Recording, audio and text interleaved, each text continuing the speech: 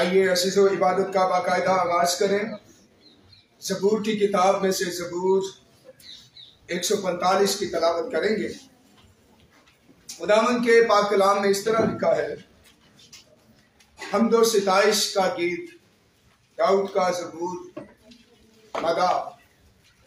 ऐ मेरे खुदा, ऐ बादशाह, मैं तेरी तमजीद करूंगा और अब्दुल आबाद तेरे नाम को मुबारक कहूंगा।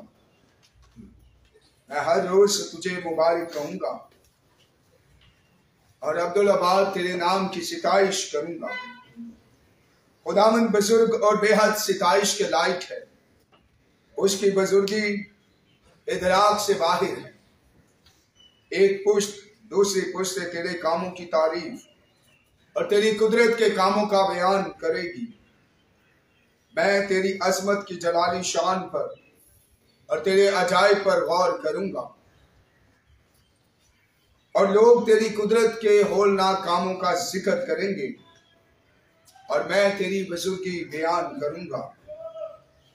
वो तेरे बड़े एहसान की यादगार का बयान करेंगे और तेरी सदाकत का गीत गाएंगे। खुदावंद रहीब व करीम है, वो कहर करने में धीमा और शफकत में गनी है। खुदावंद सब पर मेहरबान है और उसकी सारी रहमत उसकी साथ मखलूक पर। ऐ खुदावंद, तेरी सारी मखलूक तेरा शुक्र करेगी और तेरे मुकद्दस तुझे मुबारक कहेंगे। वो तेरी सल्तनत के जलाल का बयान और तेरी कुदरत का चर्चा करेंगे ताकि बनी आदम पर उसकी कुदरत के कामों को और उसकी सल्तनत की जलाल की शान को जाहिर करे। तेरी सल्तनत अबदी सल्तनत है और तेरी हुकूमत पुश्त दर पुश्त। खुदावंद गिरते हुओं को संभालता और झुके हुओं को उठा खड़ा करता है। सबकी आंखें तुझ पर लगी हैं, तो उनको वक्त पर उनकी खुराक देता है। वो अपनी मुट्ठी खोलता है और हर जानदार की ख्वाहिश पूरी करता है।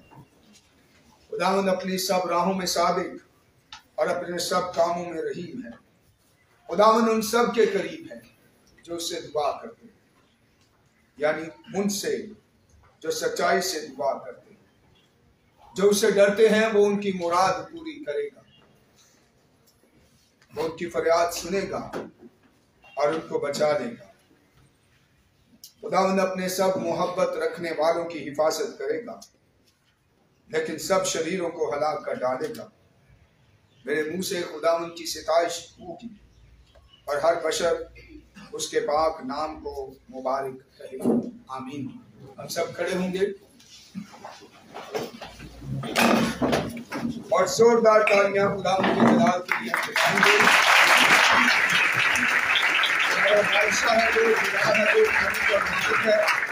और इसी तरह हम बुलंद आवाज से जो है वो नारा भी लगाएंगे। तैयार हैं आप सब? 1 2 3 ऊंची आवाज में मिलकर 1 2 3। खुदावंद यीशु मसीह की जय। खुदावंद यीशु मसीह की जय। जो जिंदा आसमान पर, जो जिंदा आसमान पर, जो जल्द आने वाला, जो जल्द आने वाला।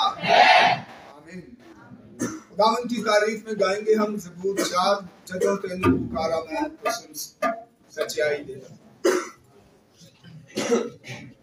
जदों तेनू पुकारा तू सुन सच्चाई दे। जदों तेनू पुकारा तू सुन सच्चाई दे। मेरा दुख दूर कीता तू, दुआ सुन मेरी करना। मेरा दुख दूर कीता तू, दुआ सुन मेरी करना।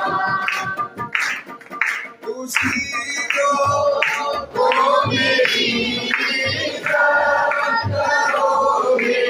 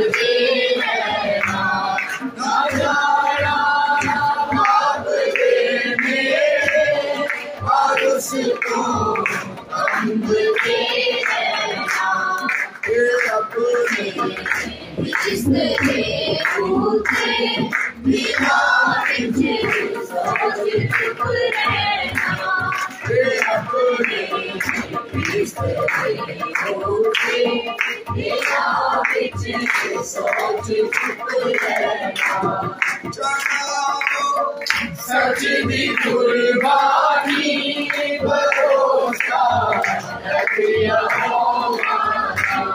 चढ़ाओ सच दी कुर्बानी भरोसा रखिया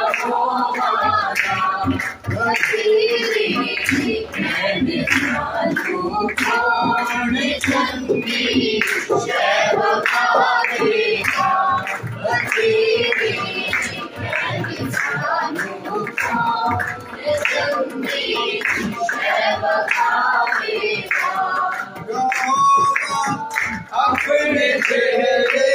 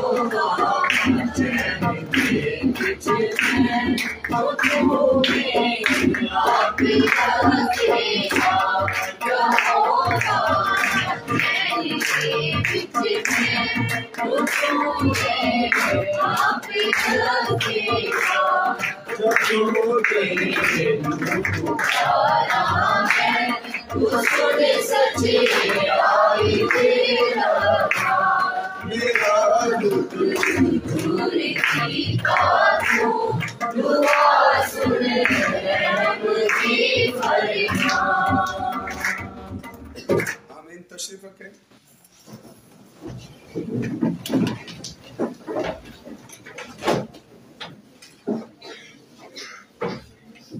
बाइबल मुकद्दस में से आज हम अपनी रहनुमाई के लिए देखेंगे मुकद्दस लूका तबीब की मार्फत लिखी गई अंजील मुकद्दस उसका 9वां बाब और उसकी पहली 6 आयत। सो जिनके पास बाइबल मुकद्दस है तो मेरे साथ खुदा के कलाम को खोलें और सब गौर से खुदा के कलाम को सुने। खुदावंद के कलाम में इस तरह लिखा है, फिर उसने उन 12 को बुलाकर उन्हें सब बदरूहों पर इख्तियार बख्शा और बीमारियों को दूर करने की कुदरत दी। और उन्हें खुदा की बादशाही की मुनादी करने और बीमारों को अच्छा करने के लिए भेजा और उनसे कहा कि राह के लिए कुछ ना लेना, ना लाठी, ना झोली, ना रोटी, ना कपड़ा, ना रुपया, ना दो दो कुर्ते रखना, और जिस घर में दाखिल हो वहीं रहना और वहीं से रवाना होना। और जिस शहर के लोग तुम्हें कबूल ना करें उस शहर से निकलते वक्त अब झाड़ देना ताकि उन पर गवाही। बस वो रवाना होकर गांव गांव खुशखबरी सुनाते और हर जगह शिफा देते फिरे। पाक कलाम के पढ़े और सुने जाने पर खुदा उनकी खास बरकत। जो पहले रसूल होने के लिए चुना, और खुदावंद यीशु मसीह के चुनाव का तरीक़ेकार ये था कि खुदावंद यीशु मसीह ने सारी रात दुआ करने के बाद खुदा ने अपने शागिर्दों में से 12 को चुना जो रसूल होने के रुतबे पर फाइज हो सके और उनको अपने साथ काम करने के लिए शरीक किया। याद रहे कि खिदमत के लिए या किसी और काम के लिए, और खास तौर पर खिदमत के लिए इंसान नहीं बल्कि खुदा इंसानों को चुनता है। और ये बहुत बड़े एजाज की बात है कि किसी शख्स को खुदा अपने साथ काम करने के लिए चुने। मुकद्दस यूहन्ना की इंजील में लिखा है, तुमने मुझे नहीं बल्कि मैंने तुम्हें चुना और तुम्हें मुकर्रर किया ताकि तुम फल लाओ और तुम्हारा फल जो है वो कायम हो। सो खुदावन के हुजूर हमें दुआ करने की जरूरत है, और जब खुदावन हमें अपनी खिदमत के लिए, अपने काम के लिए बुलाए तो हमें कबूल करने, अपने आप को दस्तयाब करने, पेश करने और उसकी खिदमत के लिए अपने आप को उसके हाथों में देने की जरूरत है।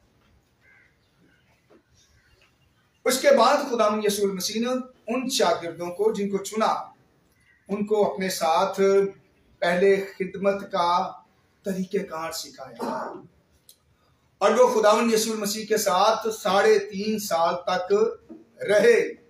और खुदावंद यीशु मसीह ने इन 3.5 सालों में उनको खिदमत के लिए सिखाया है, तालीम दी है, मुनादी करने के तरीक़ेकार बताए हैं। और यहाँ पर खुदावंद यीशु मसीह आसमान पर जाने से पहले थोड़े अरसे के बाद जब खुदावंद यीशु मसीह उनको सिखाते रहे तो खुदावंद यीशु मसीह ने उनको भेजा है इस बात को मद्देनजर रखते हुए कि मैंने कुछ अरसे इनको सिखाया है, अब ये इस काबिल हो चुके हैं कि इनको मुनादी के लिए भेजा जाए।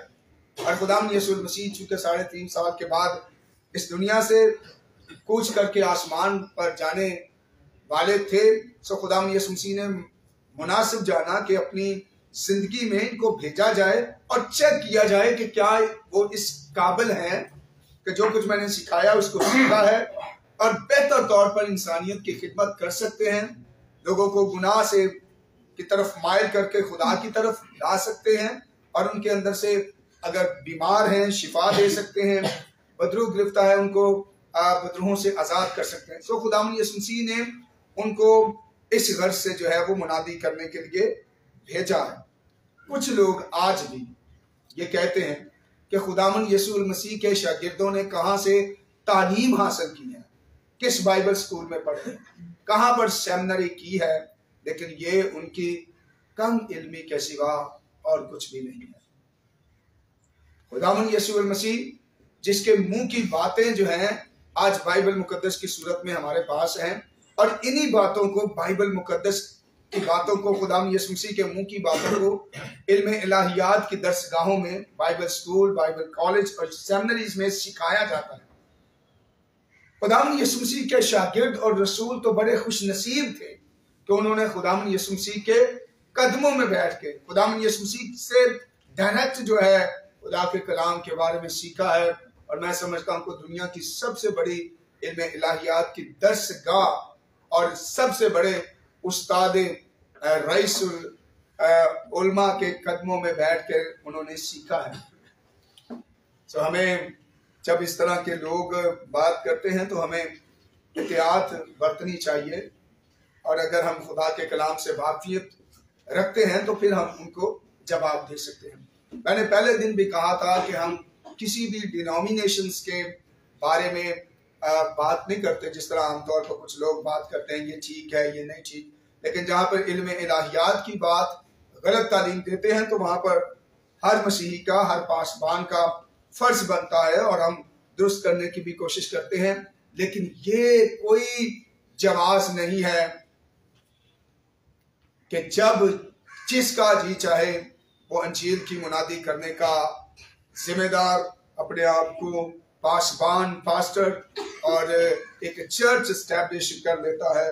मैं समझता हूँ ये कोई खुदा की खिदमत नहीं है, बल्कि कलीसिया को डिस्टर्ब करने का एक तरीक़ेकार है जो पाकिस्तान के अंदर आजकल बहुत ज़्यादा जो है वो बढ़ता फूलता हुआ नजर आता है। हम ये कहते हैं कि वो इल्म इलाहियात की तालीम हासिल करें, पहले खुद सीखें, अपने ही किसी तालीमी इदारे में जाएं, सीखें। आजकल बेशुमार जो है वो पेंटिकॉस्टल चर्चेस के भी बाइबल स्कूल्स हैं, उन्हीं में जाकर वो पहले सीख लें, क्योंकि खुदा के कलाम में लिखा है पहले सिखाने के लिए जो है पहले सीखना जो है वो जरूरी है। दुनिया का कोई भी काम ऐसा नहीं है जिसको पहले सीखा ना जाए और सीखने के बाद जो है उसको सिखाया जाए।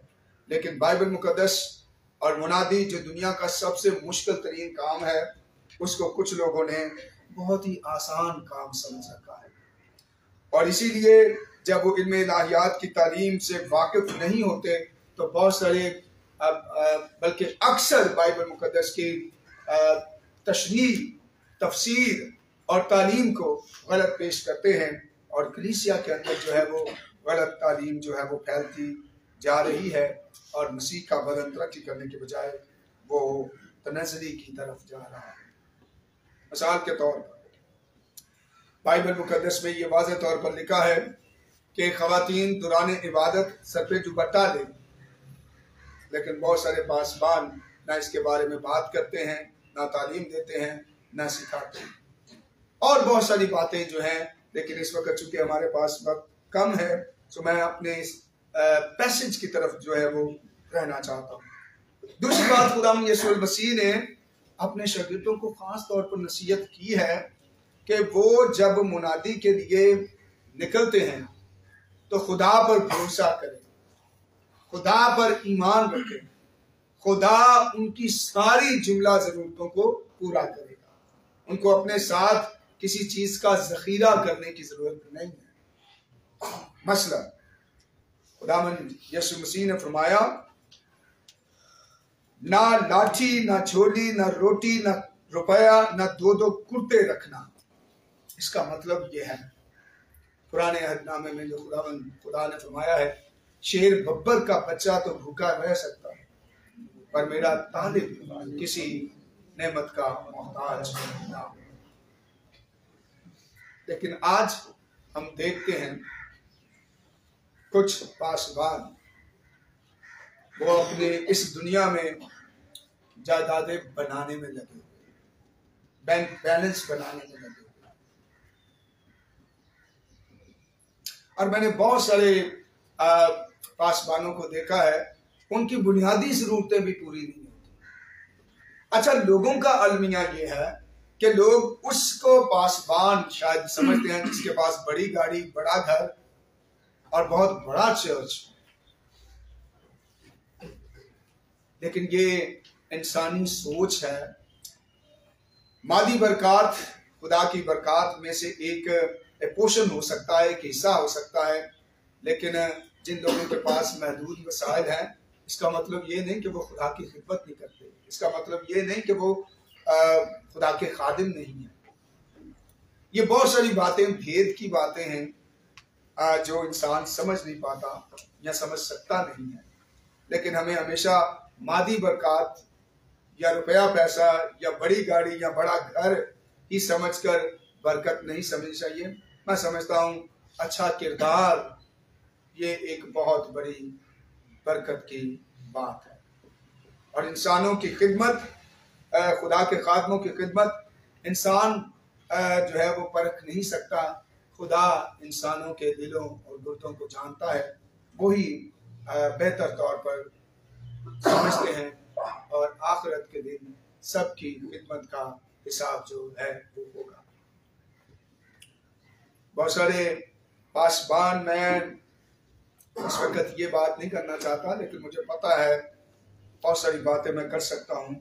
बहुत सारे पासबान जो हैं बड़ी ईमानदारी से खिदमत करते हैं, और बहुत सारे पासबानों ने, जो पासबान अपने आप को कहते हैं, उन्होंने खिदमत को रोजगार का जरिया, कारोबार का जरिया और भेड़ों की खालें उतारने का जरिया जो है वो बना रखा है। इससे ज्यादा मैं फिलहाल नहीं बोलना चाहता। और लेकिन खुदा के कलाम में लिखा है, ये वो लोग हैं जिनका पेट उनका खुदा है। तो मैं इस थोड़ी सी बातों को खुदा का खादम होते हुए ये आजिज़ी के साथ पेश करना चाहता हूँ। हमें अपनी अपनी खिदमत का जायजा लेने की आदत होगी। क्या हम खुदा पर भरोसा करके खिदमत करते हैं, या अपने नफ़े, लालच और अपनी खुदगर्जी को मद्देनजर रखते हुए खिदमत कर सकते। खुदा करे कि खुदा हम में से हर एक को तौफीक दे कि हम खुदा के बताए हुए तरीके के मुताबिक खिदमत करें, और उसका तरीके का जो इस पैसेज में बताया गया है, हमें ज़ख़ीरा नहीं करना, हमें ईमानदारी से खिदमत करनी है, और हमें ज़िंदगी के हर मामले में खुदा पर इन्हिसार और भरोसा करने की ज़रूरत है। तीसरी और आखिरी बात, खुदावंद यीशु मसीह ने फरमाया कि जिस शहर के लोग तुम्हें कबूल ना करें, निकलते वक्त अपने पाँव की गर्द जो है वो झाड़ देना, ताकि उनके लिए गवाही कि इनके पास खुदा का खादिम आया, खुदा का कलाम लेके, लेकिन उन्होंने खुदा के खादिम और उस खुदा के कलाम को रद्द किया। और ये कलीसिया बहुत खुश होती है जब पासबानों के खिलाफ बात होती है, और जब कलीसिया की कमजोरियों पर जाहिर किया जाए तो कलीसिया नाराज होती है। लेकिन पासबानों को क्या चाहिए? पासबानों को ईमानदारी से खुदा का कलाम सुनाना चाहिए। मुकद्दस पौलुस फरमाते हैं, अब तक अगर आदमियों को खुश करता तो मसीह का बंदा न बनता। लेकिन याद रहे, मैं उन पासबानों की हौसला अफजाई करना चाहता हूं जिनके कलाम से लोगों के दिलों पर चोट लगती है और लोग आपकी मुखालफत करते हैं, तो समझे खुदा का कलाम उनके दिल पर हिट की है। खुदा के पाक रूह, खुदा का पाक रूह खुदा के खादिम के वसीला से बोला है, और उनको, कलीसिया को उनकी कमजोरियां जाहिर हुई हैं। वो तौबा करते हैं या नहीं करते, ये उनका फेल। लेकिन पासबानों ने अपनी जिम्मेदारी पूरी की है। सो पासबानों की मैं हौसला अफजाई करना चाहता हूं, उनको इसी तरह दिलेरी के साथ खुदा का कलाम पेश करना चाहता हूं। अब कलीसिया जब पासबानों की मुखालफत करती है कि इन्होंने मेरे बारे में कहा है, मसलन एक दफा एक पादरी साहब कलाम सुना रहे थे और खुदा के खादिम ने कहा कि कलाम मुकद्दस के मुताबिक मसीही निकाह में यकजोजगी की तालीम दी गई है, यानी कि एक मर्द एक बीवी के साथ निकाह कर सकता है, सारी उम्र रह सकता है, और एक बीवी एक मर्द के साथ। दूसरी बीवी या मर्द का तसव्वुर मसीहत में नहीं है। सो अगर किसी ने दूसरी बीवी की है, शादी की है, तो उसने गुनाह किया है। मैसेज खत्म हुआ, एक शख्स पादरी साहब के पास आया, उसने कहा, पादरी साहब आपका पैगाम आज बहुत अच्छा था, लेकिन मुझे आप ये बताएं, आपको किसने बताया कि मेरी 2 बीवियां हैं? लेकिन उसने शायद तौबा नहीं की। उसने इस बात का तो गिला पादरी साहब से कर दिया कि मेरी 2 बीवियां हैं, आपने मेरी कमजोरी, मेरे गुनाह लोगों पर, कलीसिया पर जाहिर किया। हालांकि पादरी साहब को शायद पता नहीं था। और आज अफसोस है कि कलीसियाओं में इस तरह की कबाहतें, बीमारियां, गुनाह बहुत ज्यादा हैं। ना लोगों को एहसास होता है कि ये गुनाह है, और ना कभी कभार शायद पासबान इतनी दलेरी के साथ मुनादी करते हैं। लेकिन खुदा के कलाम की बातें जो खुदा के खादिम के मुंह से निकलती हैं वो कभी भी बेतासीर नहीं जाती, और कलीसिया कबूल करती है, बरकत पाती है, निजात पाती है। और अगर कलीसिया कबूल नहीं करती, कलीसिया के अंदर तब्दीली या रिवाइवल नहीं होता, तो खुदावंद यीशु मसीह ने फरमाया अपने पांव की गिर्द झाड़ देना, क्योंकि अदालत के दिन वो मट्टी गवाही देगी। उस वक्त लोग खुदावंद यीशु मसीह को ये खुदा को ये कहेंगे, खुदावंद यीशु मसीह को ये कहेंगे, हमारे पास कोई भी नहीं आया था। आज हमारे मुल्क में ऑडियो वीडियो बड़ी रिलीज हो रही है गवर्नमेंट की, उस वक्त भी सबकी ऑडियो वीडियो रिलीज होंगी कि ये देखें वीडियो, इस वक्त आपको खुदा का कलाम ये सिखाया गया। फिर बहुत सारे लोग ये कहेंगे जी हमने तो कुछ किया ही नहीं, फिर उसकी दूसरी वीडियो भी चलेगी। पता नहीं कितने वर्जन, कितनी वीडियोस इंसानों की महफूज की जा रही है। सो अपनी शर्मिंदगी और नदामत से बचने के लिए हमें अपने आप को होशमंदी से इस दुनिया में चलने की जरूरत है। जितनी टेक्नोलॉजी की जिद्दत आज हम देखते हैं, खुदा ने कायनात को खलक करने से पहले ये सारी टेक्नोलॉजी खुदा के पास है। बस आज तक जो इजाद नहीं भी हुई, जो चीजें आज हमारे हाथ में नहीं भी हैं, वो भी खुदा के पास है। जो आने वाले दिनों में इस दुनिया में हम जदीद टेक्नोलॉजी देखेंगे, वो भी खुदा के पास है, क्योंकि खुदा ही सब हिकमत, मंबा और माखज़ है। तो मेरे अजीज बहन भाइयों और बच्चों, मैं खुदा का खादिम होते हुए बड़े इख्तिसार के साथ चंद एक बातें जो आपकी खिदमत में पेश की गई हैं, मेरी दुआ है आज इस कलाम के वसीला से हमें बरकत अता फरमाए। 3-4 बातें हमने सीखी हैं। पहली बात, अगर खुदा हमें अपनी खिदमत के लिए और अपने साथ काम करने के लिए बुलाता है, हम उसके बुलावे का लिहाज रखें, कबूल करें, अपने आप को उसके हाथ में दें और खुदा की गवाही और खिदमत के लिए पेश करें। और याद रहे कि खुदा की खिदमत करने की जिम्मेदारी सिर्फ पासबानों की नहीं है। हाँ, कुछ पासबान, कुछ एवेंजलिस्ट, कुछ मुबश्शिर, लेकिन कलीसिया को भी इस दुनिया में खुदा ने बुलाया है नूर और नमक के तौर पर, वो भी गवाही देने के लिए उनको चुना है। सो मेरी और आपकी, कलीसिया की, हर एक ईमानदार की जिम्मेदारी है कि हम अपने चाल चलन गुफ्तार से खुदा की गवाही दें। दूसरी बात जो आज हमने सीखी है वो ये है, हम अपनी जिंदगी के हर पहलू में खुदा की हाकमियत को तस्लीम करें, कबूल करें, और जिंदगी के हर हिस्से में उसकी परवरदिगारी पर ईमान रखें, भरोसा रखें, इत्काद रखें कि वो हमारा खालिक और मालिक और राज़िक है। वो हमारी सारी जुमला ज़रूरतों को पूरा करने पर कादिर है। जिस तरह आज तक खुदा ने मुझे और आपको संभाला, आइंदा भी संभालेगा। जब हमारा ये ईमान होगा तो हम कोई गलत काम नहीं करेंगे, करप्शन नहीं होगी, और हम किसी से जो है वो मुकर्रर कीमत से ज़्यादा पैसे वसूल नहीं करेंगे, क्योंकि खुदा हमारा खालिक, मालिक और परवरदिगार है। तीसरी और आखिरी बात, जब लोग कबूल करते हैं खुदा का शुक्र करें, नहीं कबूल करते बेदीन ना हो। खुदा के खादिम होते हुए आपने मुनादी की है, और इस कलाम का हिसाब खुदा लोगों से लेगा। खुदावंद मुझे और आपको इस कलाम के वसीला से बरकत दे और इस पर अमल पैरा होने की तौफीक अता फरमाए। मेरी दुआस्त है कि हम अपनी आंखें बंद करें, सर झुकाएं, और जमात में से कोई भी, स्टूडेंट्स में से कोई खड़ा होकर लड़का या लड़की बुलंद आवाज से दुआ में हमारी रहनुमाई कर सकते हैं। जी। शुक्रगुजारी करती कि तूने आज का खूबसूरत मौका हम सब की जिंदगी में बख्श दिया कि हम तेरे हजूर झुके, तेरे सामने अपनी मिन्नतें, इल्तिजाएं, दरख्वास्तें पेश करें, क्योंकि तू ही हमारा खुदा है जिस पर हमारा तवक्कल है, जो रोज बरोज हमें कुव्वत बख्शता, ताकत बख्शता, हमें इस लायक बनाता कि तेरे हुजूर झुक कर तेरे नाम को इज्जत और जलाल दे मेरे खुदा। क्योंकि दुनिया के खुदा महज बुत हैं, ना वो सुनते हैं ना वो बोलते हैं, पर हमारा जिंदा खुदा जलाली और फतहमंद खुदा है, जो हमें फतह से बढ़कर गलबा देने की ताकत रखता। तेरे उस बड़े गलबे के लिए, तेरी इस बड़ी फतह के लिए मेरे खुदा तेरी शुक्रगुजारी कर दी, जो तूने कब्र और सलीब पर पाई।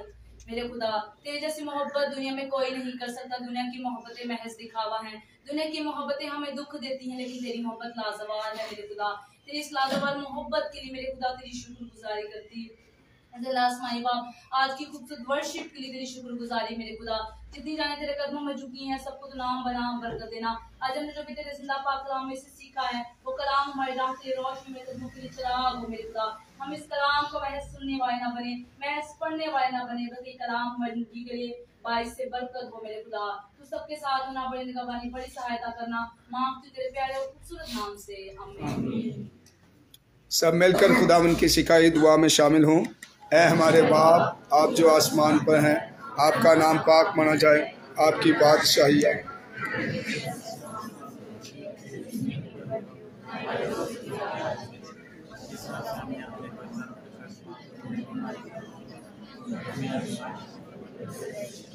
क्योंकि बादशाही